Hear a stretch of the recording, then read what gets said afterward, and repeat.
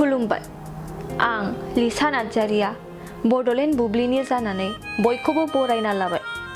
दिनै 6 फेब्रुआरि 2024 नोंथांमोननो बड'लेण्ड बुब्लिया दिनैनि साना मा मानि थाखाय मिथिजायो एबा दिनैनि सानाव मा हाबाफारि फालिनाय जायो नोंथांमोननो फारि फारि बड'लेण्ड बुब्लिया फोरमायगोन।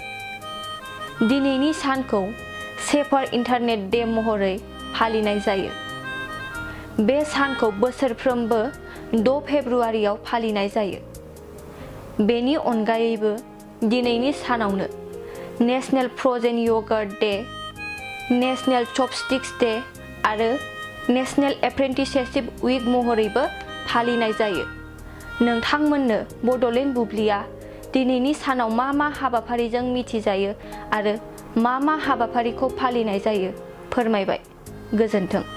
Good news for everyone. For the academic year 2024-2025, admissions to playgroup, nursery, LKG and UKG are underway at Vidyavili Kids School in Habubari, Kokrajhar. This Vidyavili Kids School has many facilities for students like smart class and daycare, indoor, outdoor game, art and craft workshop, playful learning, environment and dance room, modern teaching aids, audio visual room,